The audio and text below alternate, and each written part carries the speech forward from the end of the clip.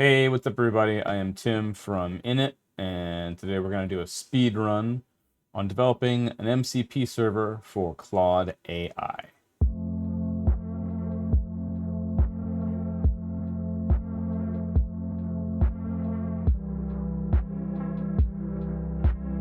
Let's talk super briefly about MCP, or Model Context Protocol. And what that's designed to do is provide a standard way for models like Claude to communicate with remote systems. In the speedrun we're about to do, that remote system is going to be a Lambda function that takes the input from Claude and returns some type of information back to Claude. So here's the goal. We're going to get Claude AI to integrate with a remote MCP server. We're going to be coming into here, manage connectors, add custom connector, and we're going to point this to a remote MCP server we're going to create. Now, it's not going to be super sophisticated, but it's going to go through the exercises of creating an authenticated MCP server that Claude AI can connect to. We're going to be using a few libraries to help us develop this MCP server. The first one is MCP-Go, which is a Go library for creating MCP servers. And we're also going to be using the OAuth 2 library for Go to support authentication. As this is a speed run, there's not going to be any tests written. I'm not going to be following good practices. This is just a rip through it as fast as possible and make it work kind of scenario. Do not use this in any kind of production systems. This is mainly for entertainment value. Let's get started. All right, let's flip over to my terminal window here. I'm in a projects directory, so let's create a project directory for this. Call it MCP demo. Go in there. Let's create a Go module. Call it github.com image MCP demo. All right, so now I've got my Go module in here to start off with. So let me open up an IDE here quick. Okay, I've got my IDE open. So let's start by creating a main.go file. We'll rename this to package main. Start our main function. And let's just import formats. We're going to need that. But before we do anything else, let's actually hop back over here. I've got to read a little bit of documentation on how the MCP-Go code works. I want to look at a little bit of an example here for how to start working with this. All right, so let's get our windows organized here a bit so I can see what I'm doing better. Okay.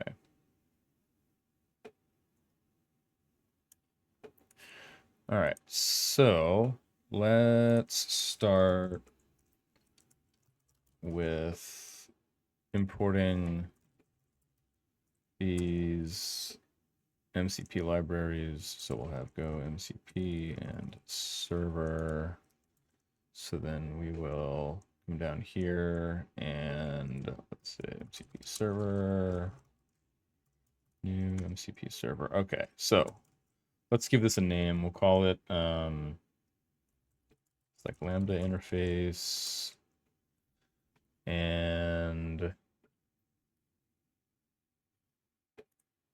new MCP server. Okay. We'll give this a version 010 and server.with capabilities false. Okay. Next, let's create our tool. So we have our MCP server, and then we have to add tools to it. So our first tool, we will just call it Lambda. And then with description. Now all of these sort of descriptions and whatnot that we're adding here, and possibly prompts later, will sort of help when Claude connects to the MCP server. It goes through this initialization phase and it asks for the tools that it has available to it. This information gets sent back to Claude, and it will help Claude figure out, based on the prompts you provide Claude, when to use this tool. So we may need to tweak these a bit to make sure that Claude is able to actually call out and use this tool when we prompt it to. So we'll just say use or call a Lambda endpoint. And actually, no, let's change this to something a little bit different. We're not actually calling a Lambda function directly. Let's just say use Lambda to say hello. So that's our description. And then now with string, here's where we're going to provide sort of a schema for parameters that get sent. So we'll just do what the example does here and just send name. We'll make name required.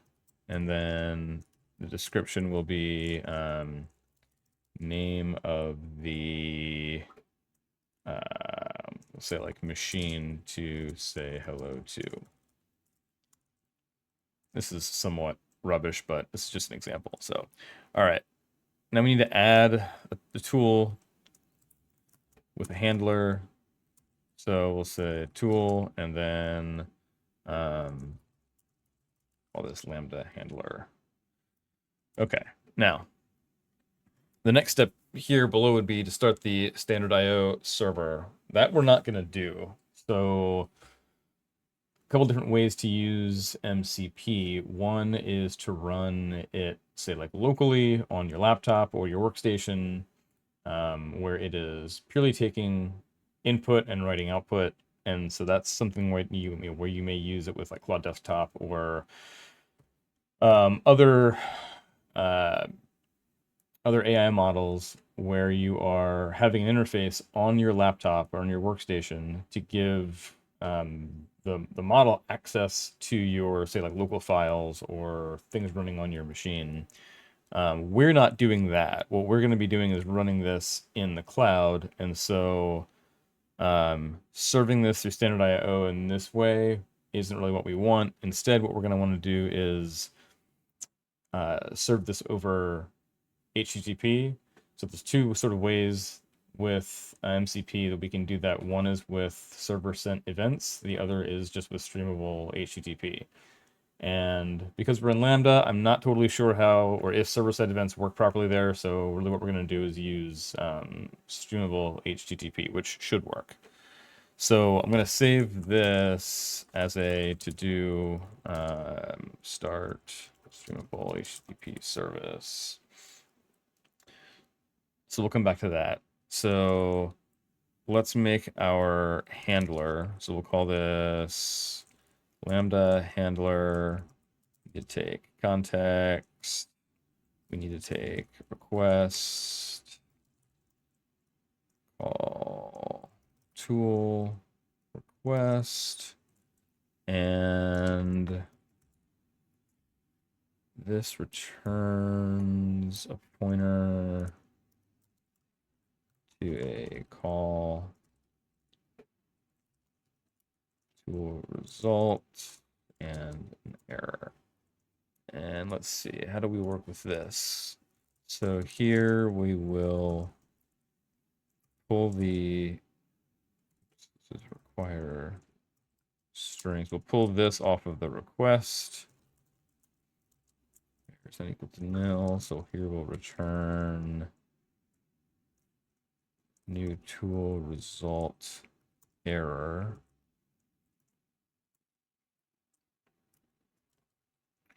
And then otherwise we'll return MCP dot new tool result text where we will simply say like,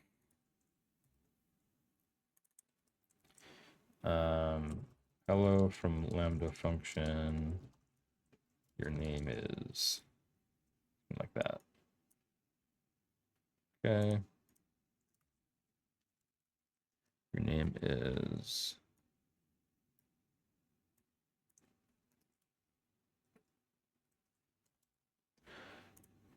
okay. So this is, so here's our initial cut of this. So MCP server, get the tool, and now we have the handler for it.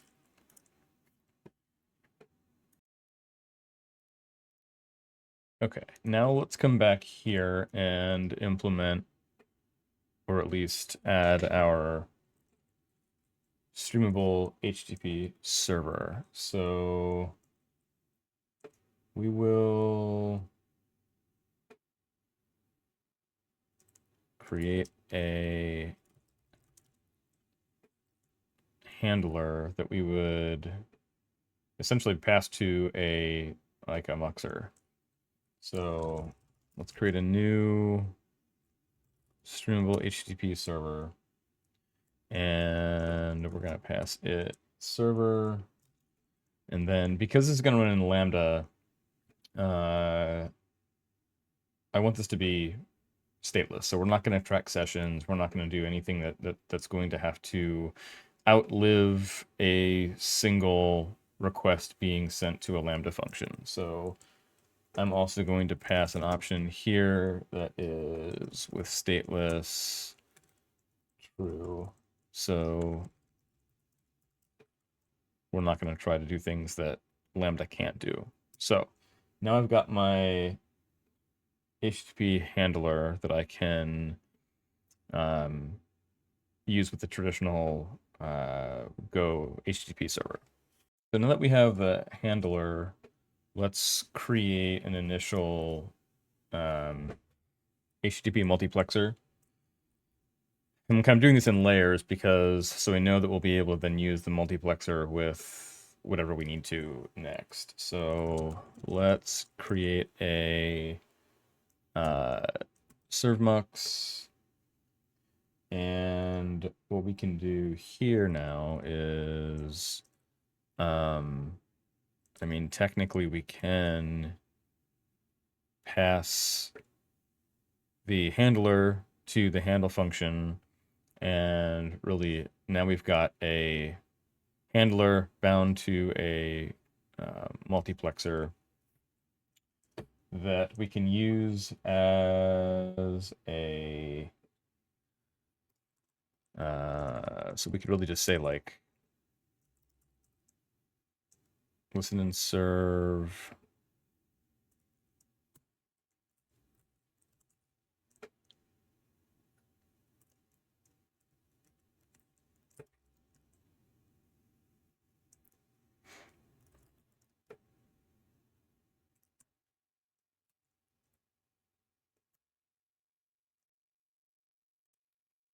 So now technically I could simply do this. And now I've got a HTTP server listening on port 8080 that will serve my MCP server. However, this would work if I ran it locally, but this is going to be running in a Lambda.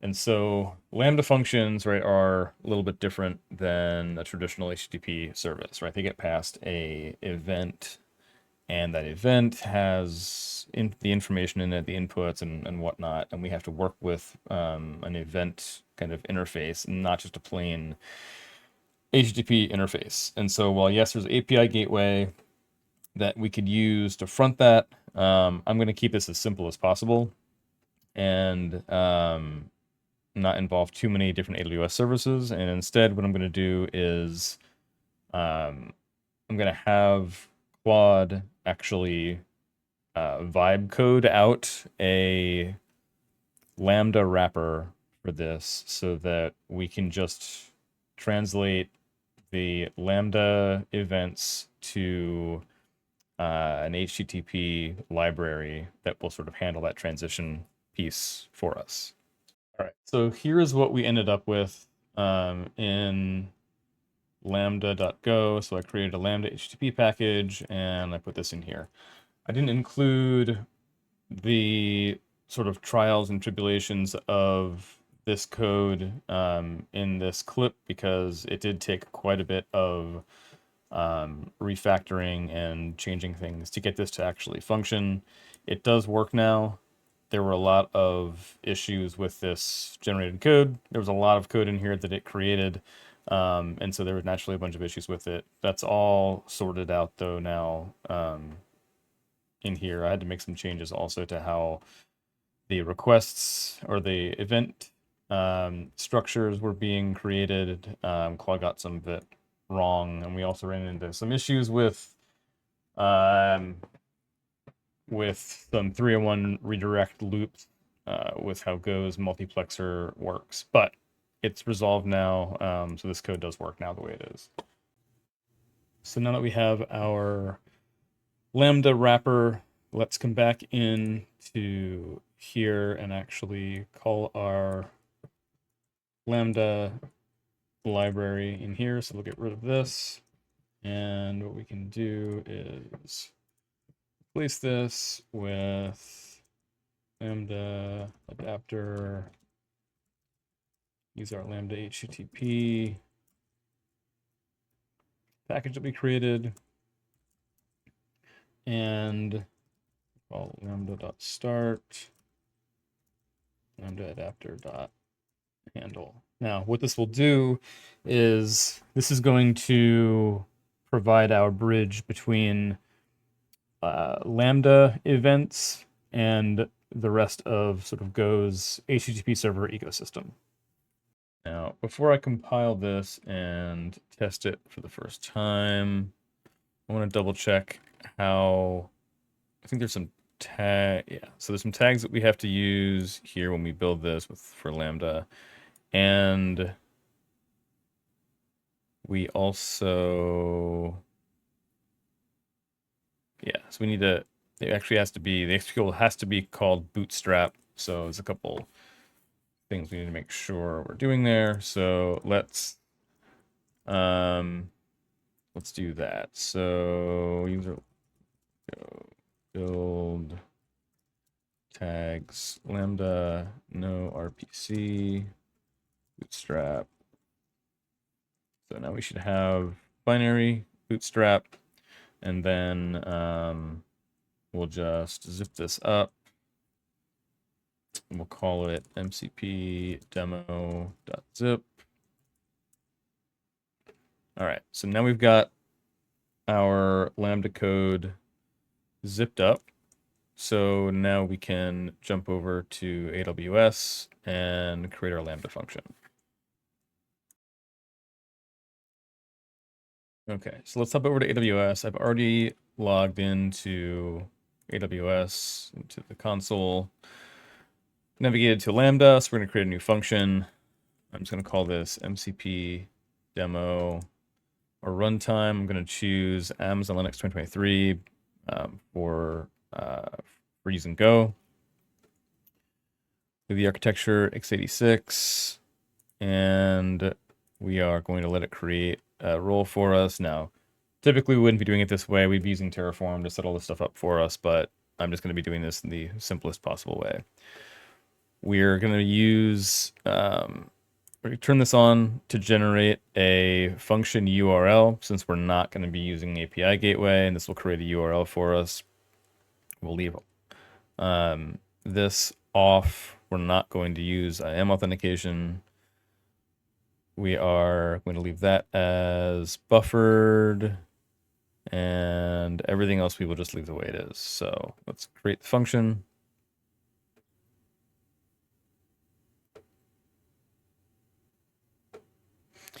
Once this is done, then we're going to upload our code to it. So zip file, So we're going to go to our projects,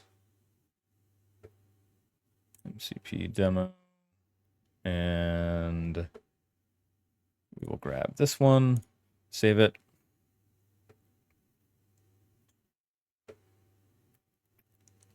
Now it's uploading. All right, so now we've got our MCP demo Lambda function created with our Go code, and here's our URL. So now I don't expect this to actually work the first time. Let's navigate to it and just see what happens. No host header found in event. Okay. So let's pop over to Claude now. And we're going to try to connect this for the first time. So we'll say add custom connector, give it that URL, and we'll say MCP demo. Yes, we trust it. Oops, did that wrong. MCP demo. That's the URL. All right. So there it was added. So we click connect, and let's see what happens. There was an error connecting, please. Okay, so that's to be expected. Nothing ever works right the first time. So as it turns out, the code that Claude generated actually had lots of hidden issues inside of it that took quite a bit of debugging time. And so once that was all fixed, then things started working properly. I'll put a link to the updated code here at the end. So now that we have this, let's rebuild this again. Let's zip it up. We will re-upload. And again, while this is happening, this just kind of goes to show, you know, if we're using these LLMs to generate code, like it's not going to be perfect. It's going to require lots of tweaks. It's going to require lots of refactoring to actually get it to function the way we want it to. So that's nothing unusual. So let's come back over here and try to re-add our connector again. Let's see if we get any closer this time. MCP demo, we'll add this.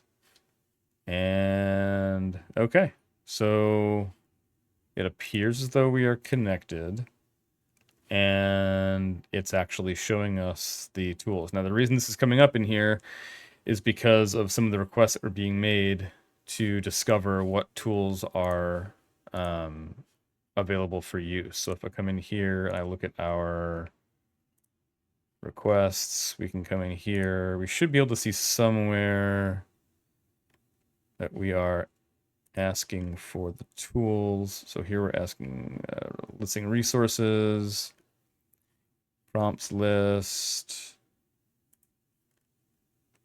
Here we go, tools list.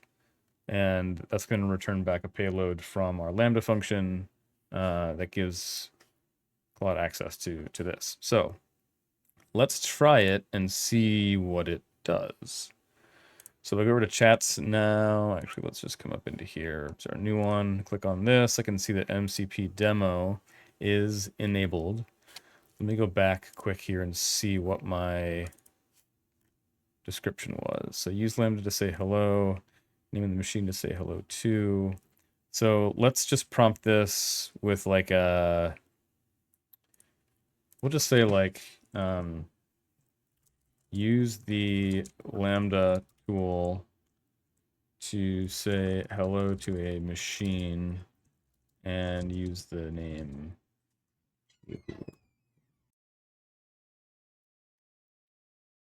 All right, so this dialog pops up. I say allow once, and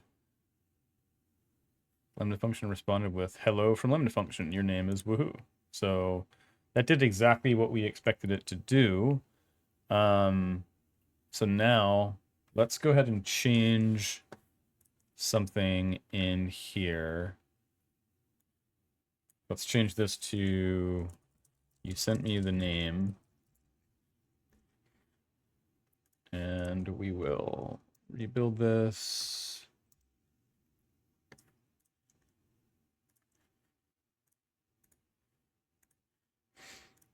Now I'd like to be able to run this again, but slightly different prompt, and see what happens. So, okay. So let's say send the name woohoo to the Lambda tool. Allow once. You sent me the name woohoo, so it worked. So let's take this a step further and add authorization to it. And we'll do that in the form of OAuth. And what'll happen is we will have Claude automatically register itself as an OAuth client with our Lambda function. And we'll actually have our Lambda function also act as a very sort of crude OAuth provider.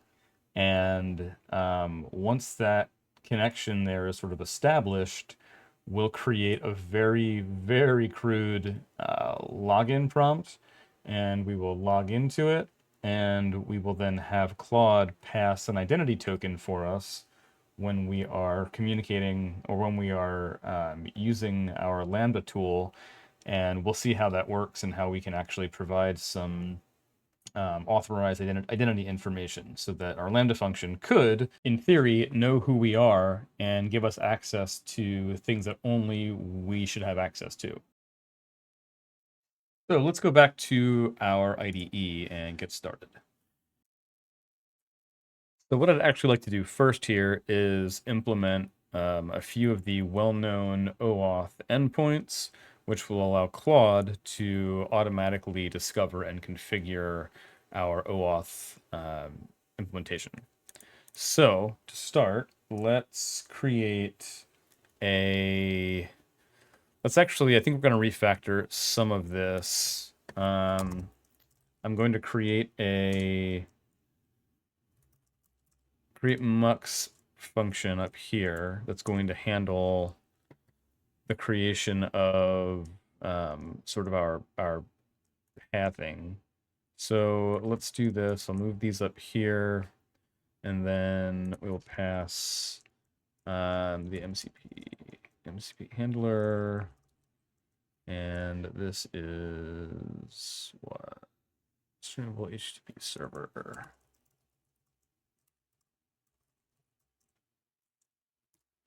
Okay. So that'll handle that one. And then what I want to do is create the OAuth authorization server one. So we need to make a route here or a function that can handle this pattern. So it's well-known / OAuth authorization server.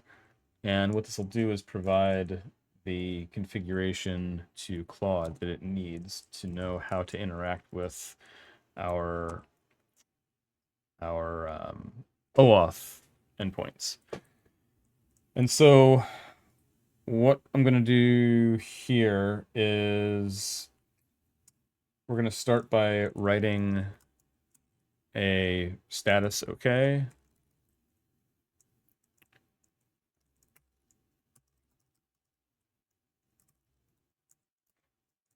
And then we're going to send this JSON response back. There's going to be we're going to write to this, and we are going to encode. I like to use sort of an inline map here for just arbitrary JSON that we might be writing. So, and then we can just do this, and error is not equal to nil. We'll just write out error. Yeah, that should be fine. Okay, so now what are we actually going to respond back with here? So the standard here is that we have to respond with an issuer we've got to respond with an authorization endpoint, token endpoint, and these are all things that we're going to be implementing in this Lambda function. Scopes supported, and response types supported. Okay. Now, our issuer, we're going to make, and again, this is a very crude implementation of this, but this is really just for demonstration purposes. So our issuer is going to really be ourselves. So what I'm going to do is actually grab the, oops, I'm going to grab our URL from here, copy this, and we'll just call this Lambda endpoint URL. And so we'll leave the slash off. So our issuer is going to be Lambda endpoint URL. Our authorization endpoint now is going to be our URL slash authorize. And so our token endpoint is going to be, should be sprint f. This will be that registration endpoint, that. Now our scopes that we are supporting, just going to be the standard OpenID and email. So this will just be, I don't need profile, I'm just going to do it this way. And then response types supported will be code and code token. And that's going to let us, what this will let us do is use the code authorization flow so that Claude will actually be able to operate and sort of get a token on our behalf. So that is our authorization server auto discovery endpoint. So now when Claude hits this URL, it's going to get back this JSON. What I'll also probably do here is I will we're also just going to set content type to application JSON. And down here, we'll return our multiplexer. And let's see, now here, we're just going to call create mux and pass it MCP handler, just like that. Okay. So that is our authorization server. So let's build this, put up.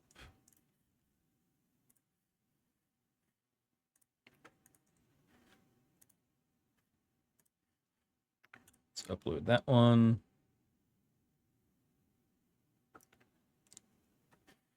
Now, anytime I'm making significant changes here, I like to reconfigure this just to make sure that it is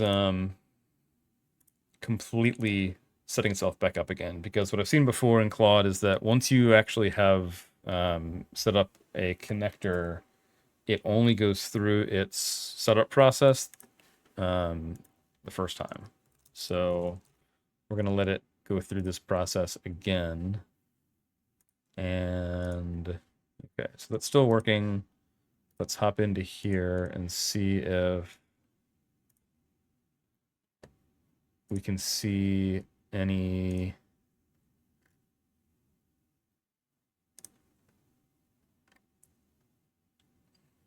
see if we see any requests to that URL. We don't see that here yet, but that's okay. Let's just implement the rest of these, and then we will start debugging. All right, next, let's do the registration route. So func to well-known.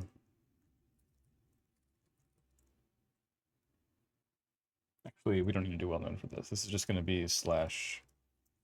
We'll just do slash register. And we'll make that R, W, and R. Okay, so here what we're going to do is for the register route, this is really going to be a case where Claude is going to try to self-register as an OAuth client. When that's really what we expect it to do. So really all we're going to do here is return to it some just sort of like static configuration data. So we're going to use a very similar response here, but instead what we're going to give it is a client ID. We're going to give it a client secret. We're going to give it grant types. Response types. Just looking at my notes here. We also need scope and redirect URIs. And so our client ID is going to be, I'll just make a static one up here. So we'll say Claude client ID. We'll just make it Claude AI. Client secret. What we're going to do here is just make a static client secret.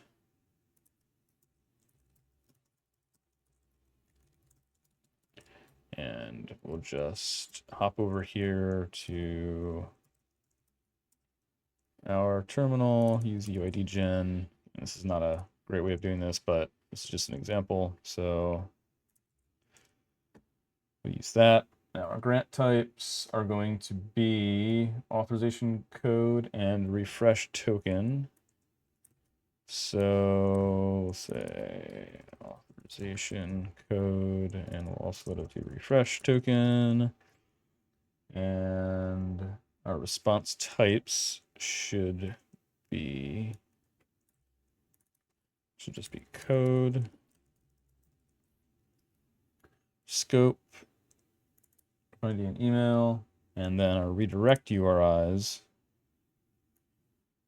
This is taken from Claude's documentation and should be claude.ai/API MCP auth callback. All right. Now, there are several security flaws to this, right? So calling register is going to expose both client ID and client secret to whoever calls this. In normal circumstances, when you call register, it's going to give you back a new client ID and a new client secret each and every time you register, so that you would not be able to masquerade as somebody else. We're not doing that here because we're not actually storing this state anywhere. This is all going to run within a Lambda function, so I really don't have any way to store state reasonably in between requests. So this is not secure at all. In fact, this is not secure and will allow malicious actors to masquerade as this client. Okay. So we've got the registration, we've got our authorization server. Let's do a quick middleware here.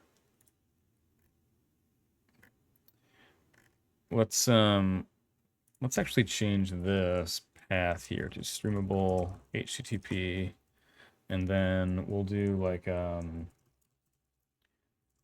middleware. Right. So handle here, it takes a handler, right? Handler is just an interface. So as long as we implement this interface, we can actually stick a middleware in here. So let's create a auth middleware function, right? And what it's going to do is I want to take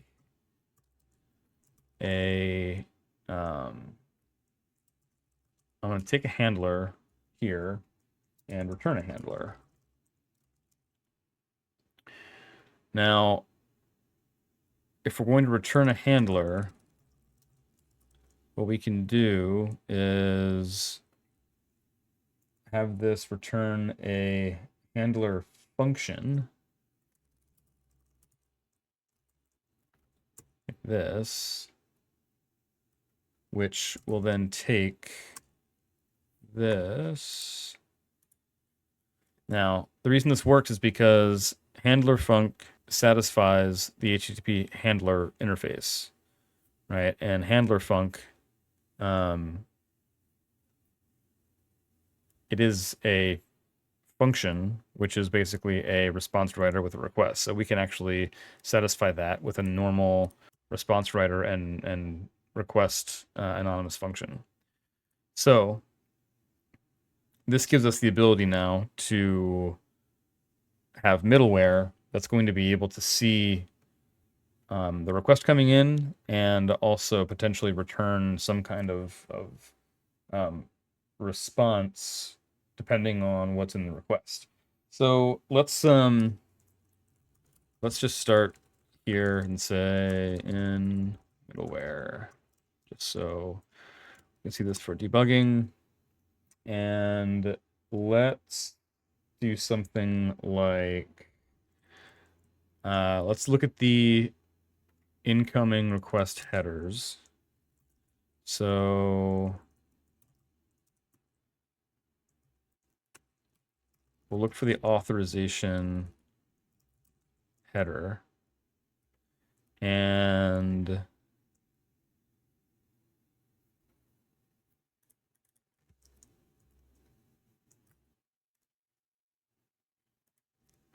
if this is empty, then what we'll do is just return a 401. So we'll say no auth, return 401. And to do that, we'll just write header status unauthorized, just like that. Otherwise, what we can do is just pass this, right? No, so this is basically our middleware layer now, right? So we'll say, before we continue with the request, we will check the authorization header if it's provided, or if it's not provided, we'll return 401. Otherwise, we'll just pass it on.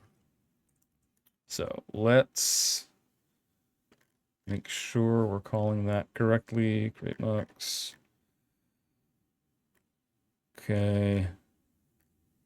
Now, if you notice, we're not putting that at the top level down here because I don't want any of these OAuth endpoints to require authorization. The only one that I want to require authorization is the actual MCP server itself. So let's give this a try.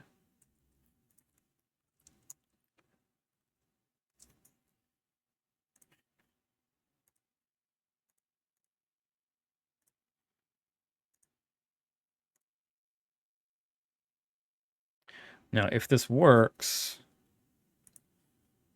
our MCP server should actually stop functioning because it's going to keep getting the authentication or the 401 unauthorized. So let's copy this, remove it, re-add it. If I did this right, it shouldn't just work. Okay, good. So that's actually doing what we would want it to do. Now that I'm requiring authorization, let's see if, do we get, there we go. So now we're actually getting a /registration attempt. Okay. This is the body that it's submitting. So it's sending me, hey, my client name is Claude AI. Please register me as a OAuth client. Here's the information I expect. Here's a redirect URI that you should send the OAuth response back to. Okay. So it should have been able to call /registration. And then it called initialize. But I'm not seeing any attempts for it to call authorize or token or anything like that. So let's see why it's not.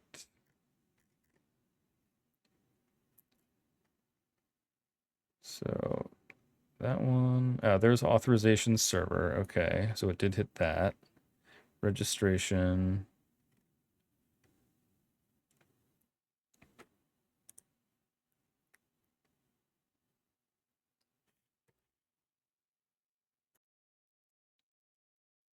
So let's actually test this with curl and see if when we post to authorization, do we see the same thing? So post to this registration 404.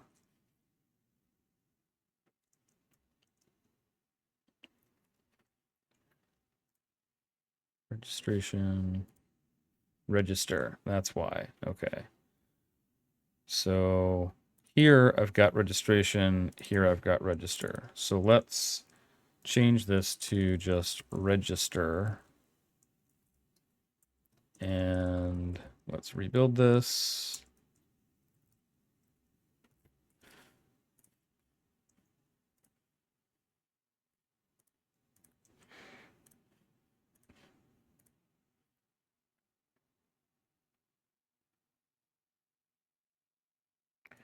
Now I'm hoping, because we're actually getting errors here, that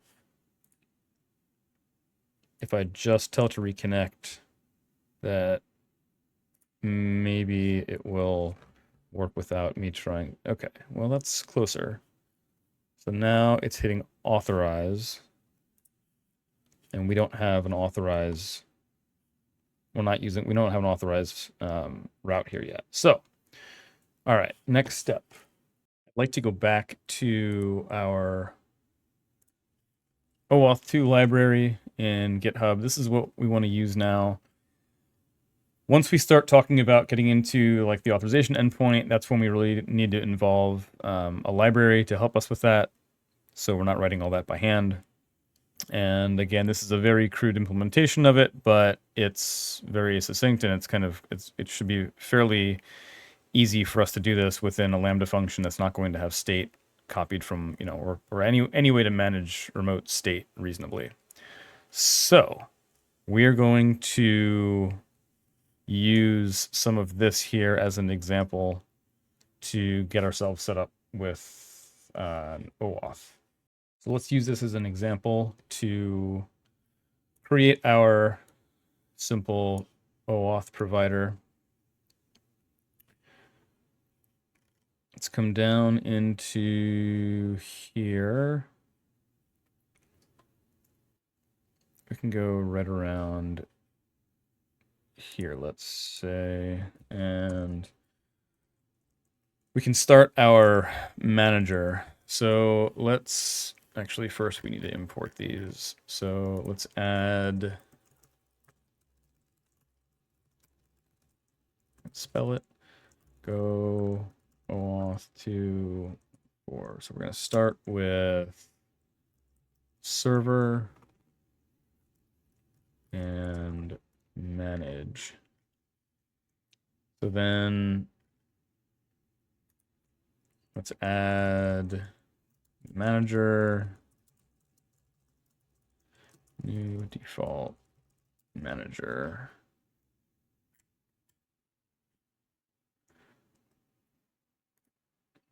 Tidy those so it pulls in the dependencies.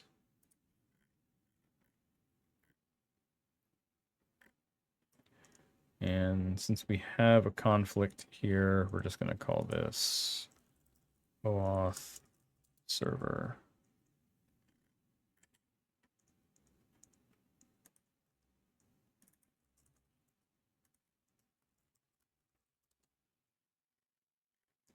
Okay. New default manager. So this is going to be our OAuth 2 support.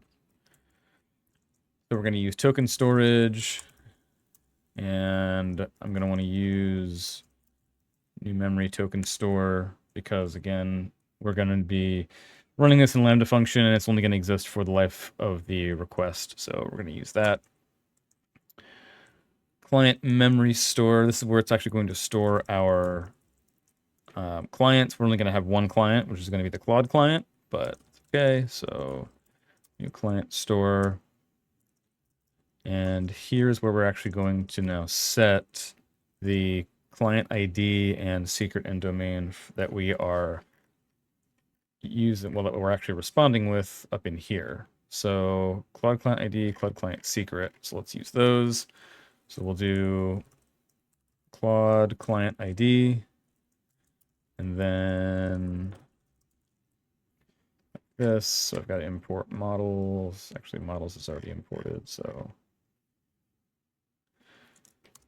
here we'll have ID, again, Claude client ID. Secret will be our Claude client secret. And our domain is just going to be Claude.ai, which is part of the redirect URIs that we are sending back, which is right there. All right. Next, map client storage to the client store. One thing I want to add here that is not in this example is I want to generate JSON web tokens, because by default, this library is going to create sort of opaque tokens that don't really give us any kind of identity information. And so I want to add map access generate, which is going to do a new JWT access generate. Here we're going to give it an empty string for key ID. We're going to set a key, and then we're going to use a signing method of HS512. Let's make sure we have the right JWT library here. Not the one that I want to use. I actually want Golang JWT version 5. Okay, so now I need to create my key. So this will just be key. This is just going to be a very simple. We should probably give it 8 bytes. So there's our key. Our next step is going to be to actually create the OAuth server that uses the manager. So we'll do OAuth server is going to be OAuth server. That might have gotten removed up here. It did. So I want to go back into server, and we will this dot new default server. We'll pass manager to that. And then we have a couple settings here to set. So I want to have allow get access request to true.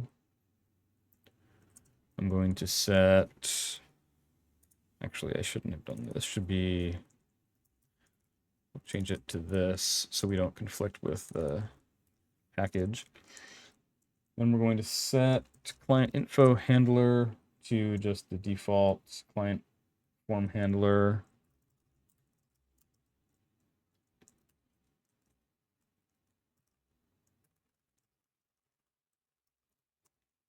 Okay. Now we can also set a internal error handler, which will give us a little bit of information when there's errors. So I'm just going to print out just going to do like internal error like that.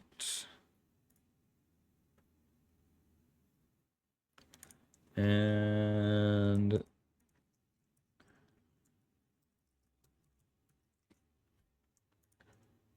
okay.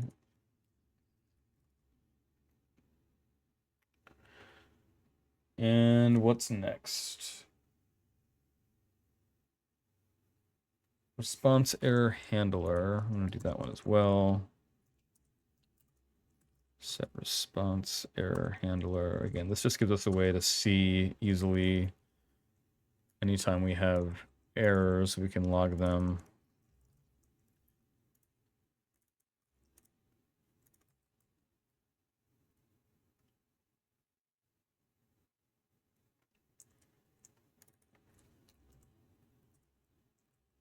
Okay.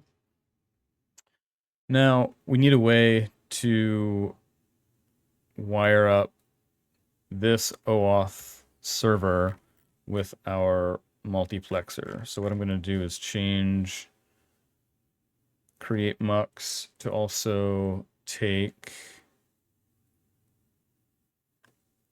an OAuth server. So this, and then we can pass this to it. Okay. So now that we're passing that, what we can do is now implement our authorize endpoint up here. So we can run handle func, authorize, our normal line function here, our anonymous function. And here we're just going to say, this will be OAuth dot handle authorize request. And if error is not equal to nil, we will just write out unauthorized. And let's add a little bit of debugging in here.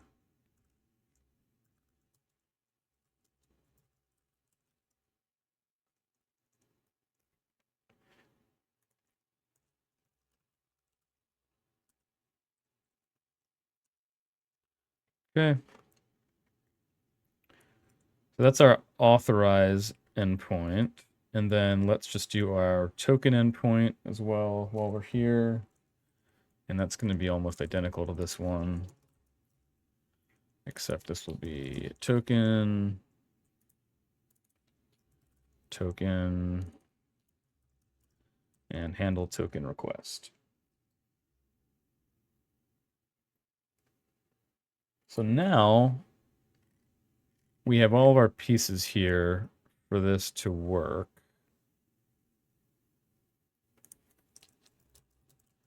Just add error handling here to this one.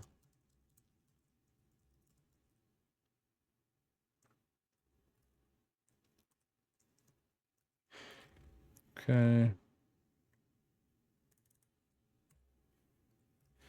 All right, let's build this.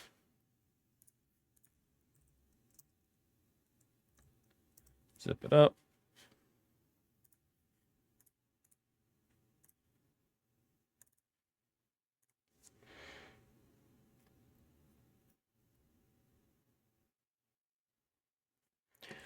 And let's give this a try now. So let's click connect. Let's see what happens. Okay. Resource owner or authorization server denied the request. So let's look at our logs in here and see if we can find anything suspicious. So we hit authorize, we get access denied. But the reason that we're seeing access denied here is because this OAuth library that we're using for Go does require the authorize route to actually authorize a user. So that either has to be a login and password or some type of way to authenticate a user, and we haven't added that yet. So let's go ahead and do that. So the simplest way is to just come into here. We're going to add a user authorization handler. And that's just, again, a simple function here that's going to take a response writer and request, and it's going to return a user ID or, and an error.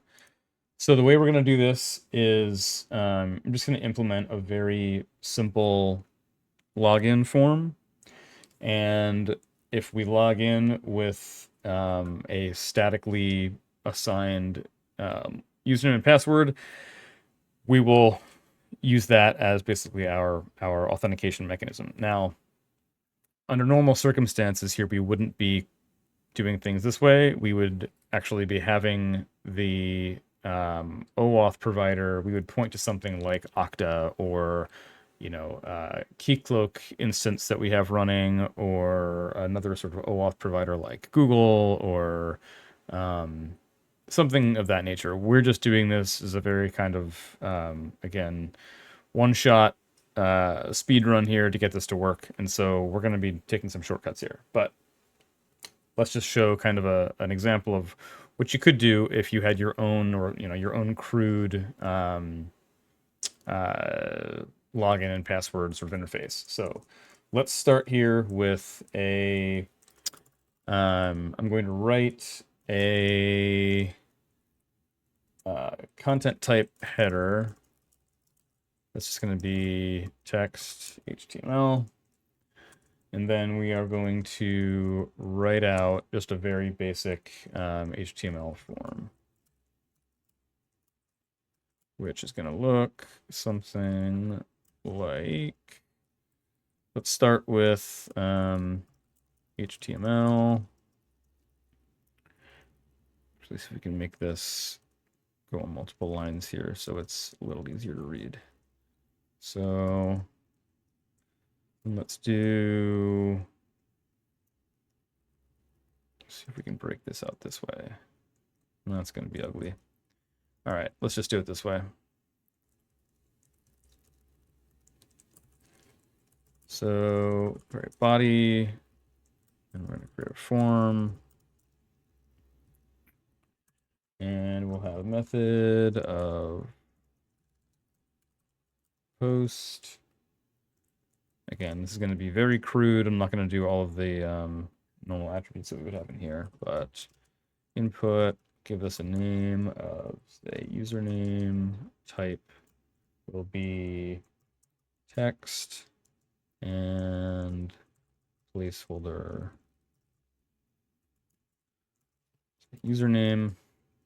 And then let's do break, do input, name, password, type is also password,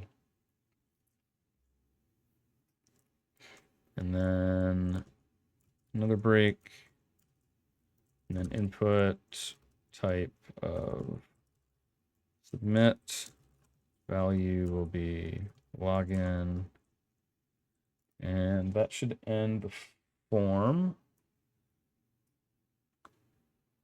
Okay. And then here we're just going to return. All right. Now let's see if this actually does what we want. Let's recompile this, zip it up.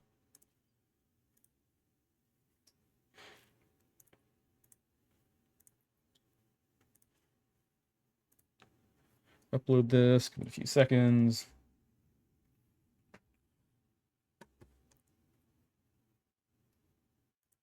All right, let's click connect again and see. Perfect. All right, so we got username and password. Let's now handle what'll happen when we submit this. So we will look for a method of post. And the first thing we have to do is parse the form. And if this fails, we'll just print out a nice, like, parse form.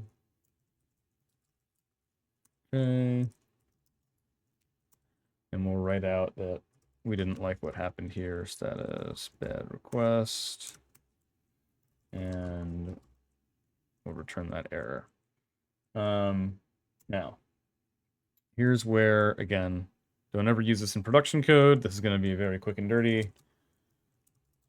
We're going to look for the form value username. We're going to say this should be equal to about test user 1.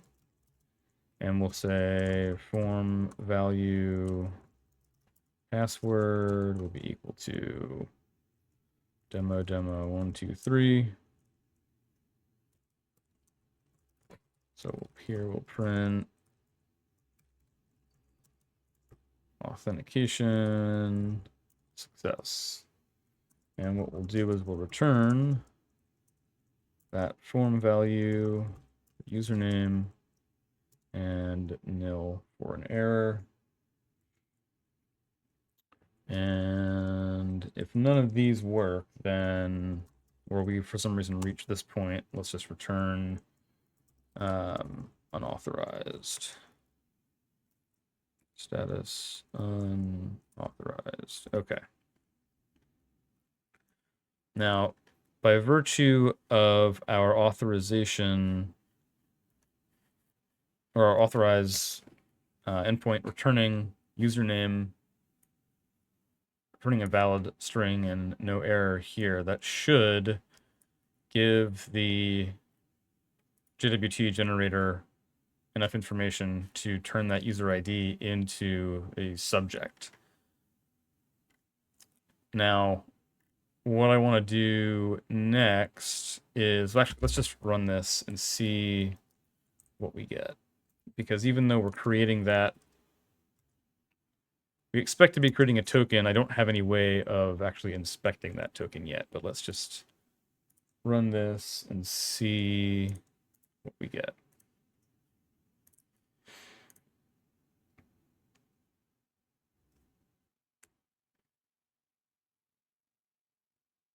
Okay, so connect.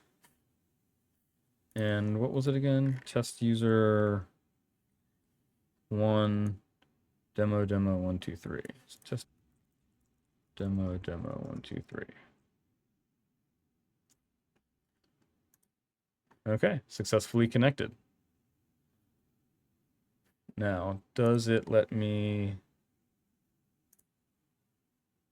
No. Okay, so even though it's connected, it's not actually working yet. And That is most likely because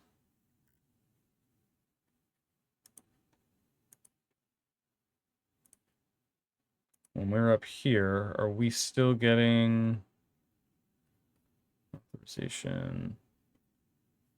Actually, no. This should be saying success.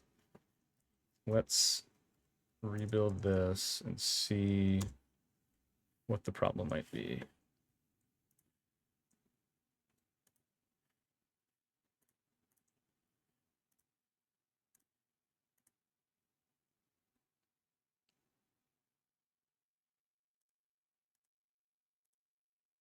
All right, so let's connect again. Test user 1, demo 1, 2, 3. Let's log in. We are connected, but let's see what's going on in here.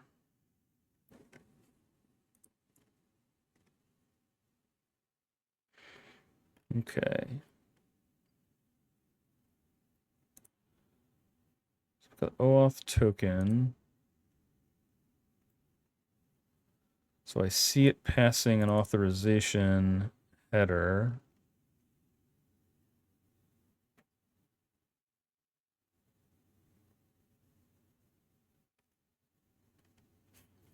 Let's see if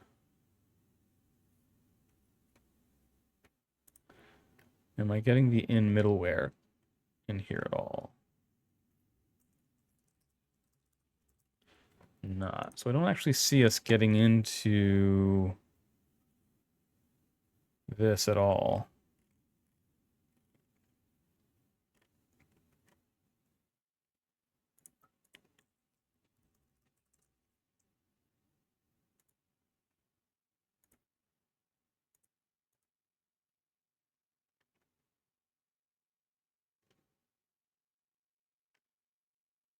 So we're getting the token.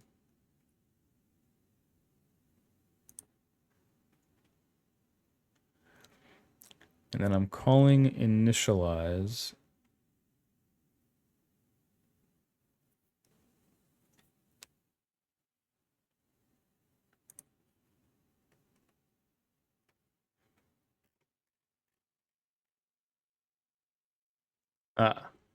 We changed this, but we did not add that onto the end of the new URL.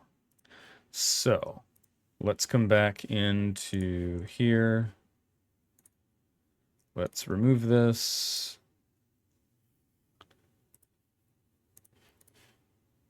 Maybe I shouldn't have added that. All right, so let's MCP demo. Now we'll say streamable HTTP. Let's add that. Aha. Tools and settings. There we go. Okay. So now let's see if we can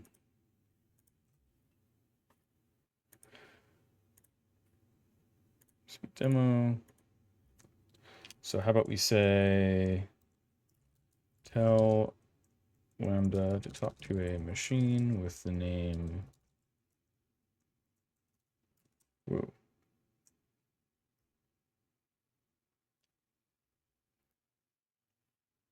Allow it.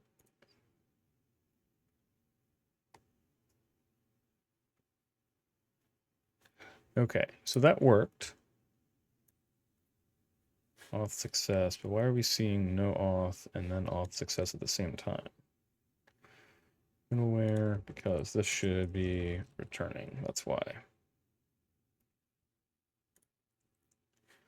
So let's recompile this.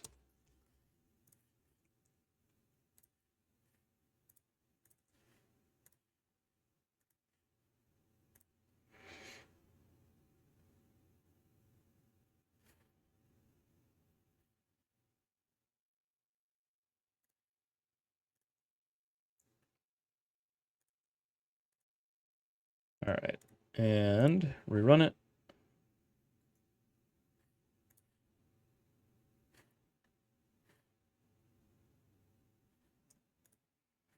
let's just come in here and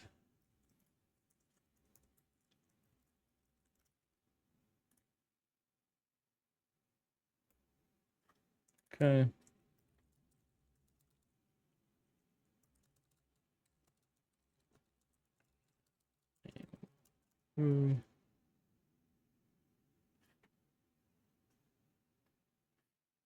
Allow it.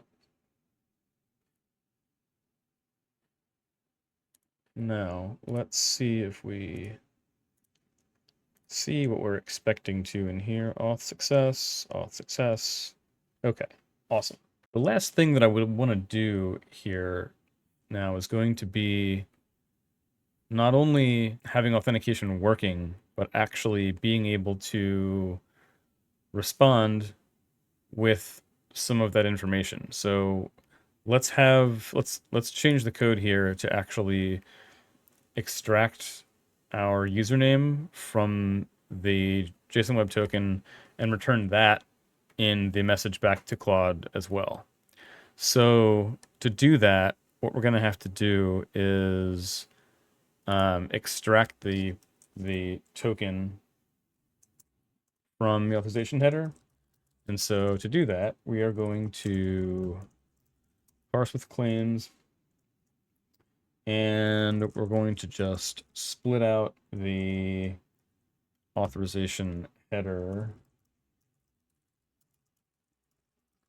because we're going to have the bearer text in there. And so I want to get rid of that. And so that will just give us the split on space. So bearer space token. That'll take the bearer part off of it and just give us the token. And then we need to, I'm just going to use the default like registered claims since that'll have subject in it for us. And then we have to use this function to extract the, or to provide a key that we want to use. And so here I'm just going to return this JWT key, which should give us what we need to decode the token. And now from here, we can just, error is not nil. We will just print out the error and return. Now, we've got the token here, and in order to get the subject out of it, what I want to do is get token, I think it's claims dot get subject. Okay.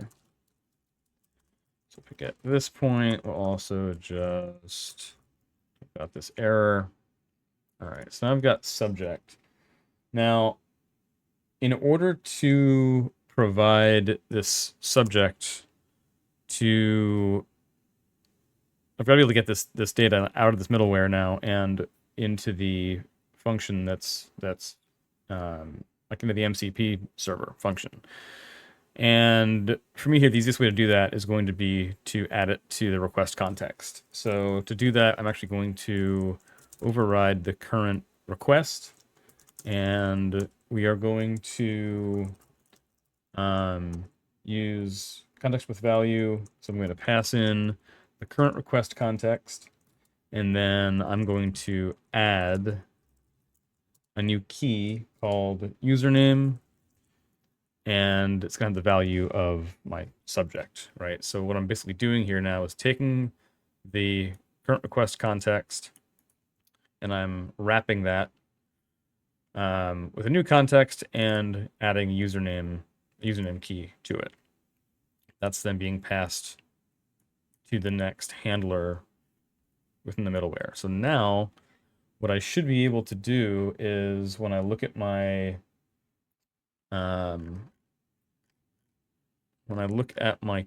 code that handles, right, when I look at this, now this context got passed all the way through. I should be able to extract the username out of here. So to do that, I'm actually going to come into here and say username is going to be equal to context value, take username out of that. And I'm going to change this to say, hey, you sent me the name. All right, so let's rebuild. Zip it up.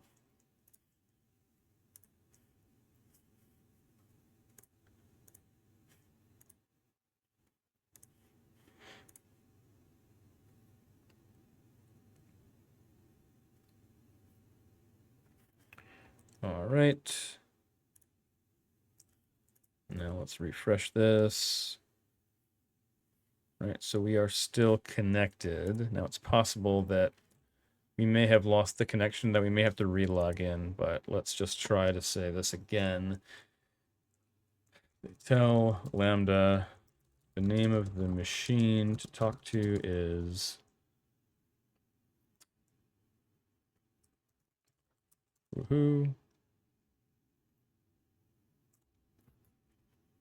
Okay, let's see if we get back a response that is test user 1, and that's us.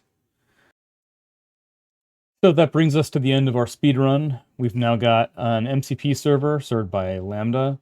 We've got Claude able to authenticate an end user with a login and password, create a token from that, and then authenticate to the MCP server by passing that token.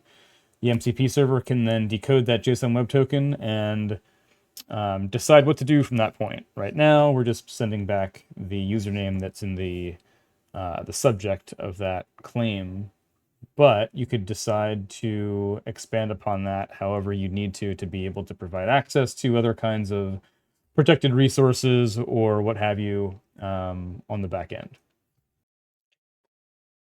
Now, as a final disclaimer and reminder, this was a speed run designed to show a working prototype as quickly as possible. We didn't have any tests in here. We don't have the most secure coding practices. We used some Gen AI code. Don't use this in production systems. Use this as a reference for what you can possibly do, but don't use this as is. Take this as a example prototype, build upon it, send your comments, send your feedback. Hope you enjoyed this. Catch you guys next time.